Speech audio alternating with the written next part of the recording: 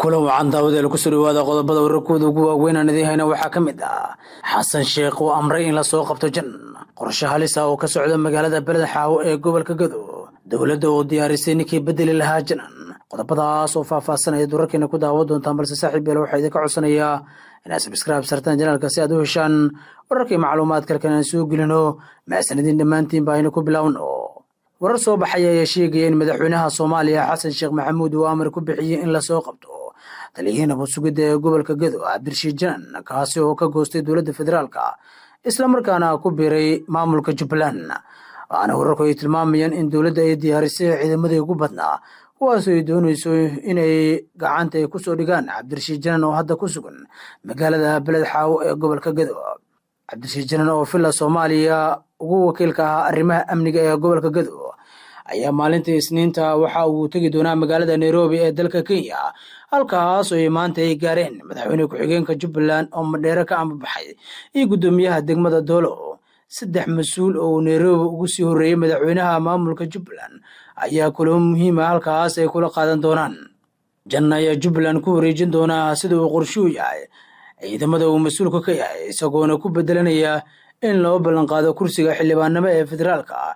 in laga xaliyo culeysyada ka haysta Kenya iyo Ethiopia Cabdirashiid Janan oo ah shakhsi saameyn muuqda ku leh gobolka Gado ayaa waxa uu goyn doonaa hadba dhinaca uu la jiro iyadoo marar badan oo Jubbaland garab istaagay wax weyn u gooyay halka markii uu ka soo horjeestana culeys weyn oo ku noqday waxaana ay u muuqanaysaa in markan loolan xoog leh laga dareemayo deegaanada ka tirsan gobolka Gado gaar ahaan magaalada beled xaawo ee gobolka Gado xiisad xooggan ayaa ka taagan gudaha degmada beled xaawo ee gobolka Gado taasoo siyaabo kala duwan oo ka mid ah siyaasiyiinta amniga iyo sidoo kale saraakiishu ay sheegayaan in xiisad hor leh ay ka taagan tahay magaaladaasi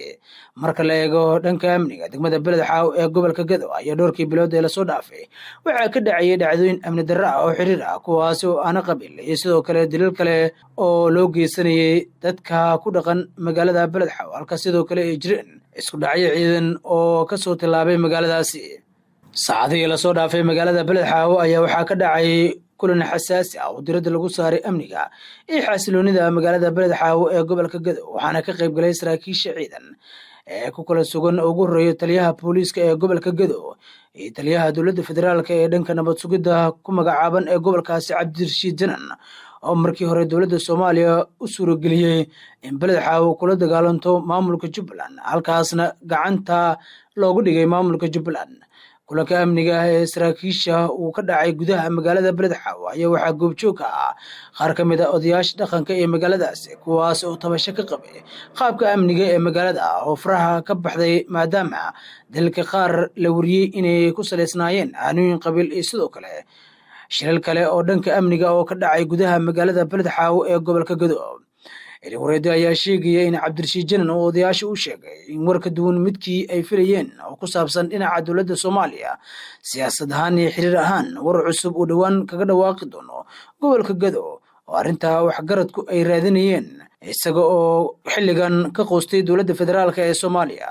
dhawaan Janan ayaa kulamo qarsoodi ah waxa uu deegaano ka tirsan gobolka Gado gaar ahaan deegaan lagu magacaabo Daw wuxuu kula qaatay Maxamuud Sayid Aadan oo ah madaxweyne ku-xigeenka koowaad ee maamulka Jubbaland kaasoo gobolka Gado isagoo ka soo jeedo isla markaana ka waday gobolkaasi kulamo ka dhan ah dowladda federaalka ee muddo xileedkeeda u dhamaaday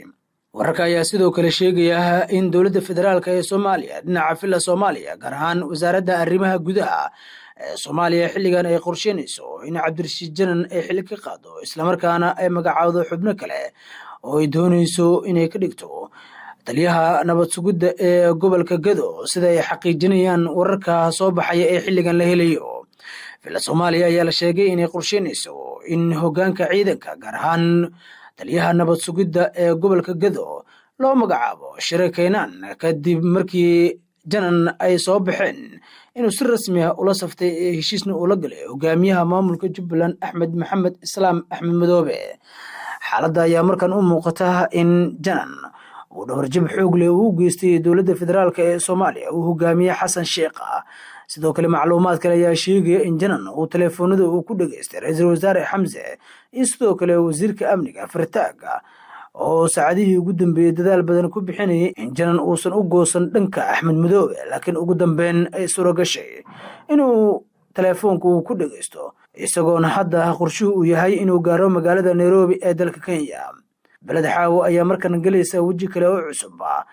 xilli madaxweyne ku-xigeenka Jubbaland uu gaaray magaalada Nairobi,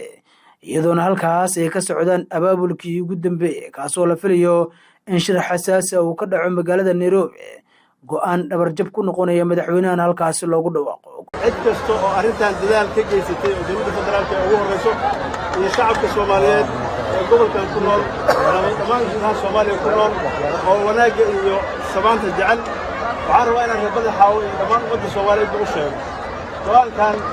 aan qaatay asliyan wuxuu ku salaysan yahay in shacabkayga Soomaaliyeed oo saddex arrimood iskugu darmatay Ilaahay laga magan galo oo ay kow tahay abaar, xanuun iyo cudur inaan u naxno oo xaqiiqiyan aan u qaadanno wax kasta oo qaraara oo aan qaadan karin aan u laqno, wax kasta oo aan ku faraxsanayn aan isku gelin aan qaadan inaan ku faraxsanaano si shacabkaygu u faraxsanaadaan siday maanta ugu faraxsan yihiin oo Ilaahay ka muuqato biidin Illaahi tacaala. waxaan rabaa inaan idin xaqiijiyo ma maqli doontaan mana arki doontaan mana dhici doonto insha allahu xolaadii gobolkan gada ku jirtay oo u dhexaysay dowladda federaalka ah iyo dowlad goboleedka Jubbaland. faylkaas waan soo xirnay waana dhammaaday.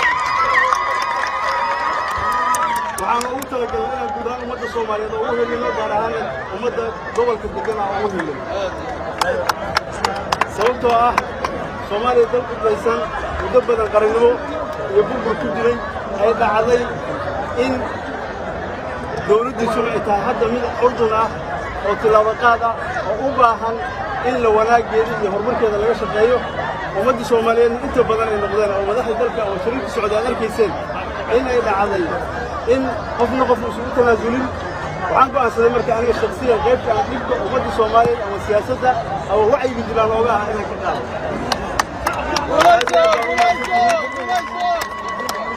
waxaana qaadanaynaa insha Raxmaan shacabkaygu waa shacab nabadeed,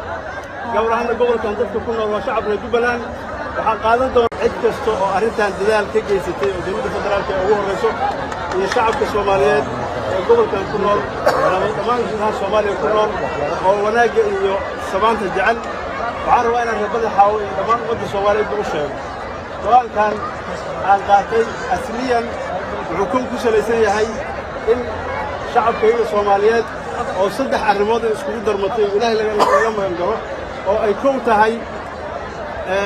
abaar, xanuun iyo cudur inaan u naxno oo xaqiiqiyan aan u qaadanno wax kasta oo qaraara oo aan qaadan karin. guud ahaan daawadayaal wararka aad ka daawanayseen janalka waa naga taas amaan Allah.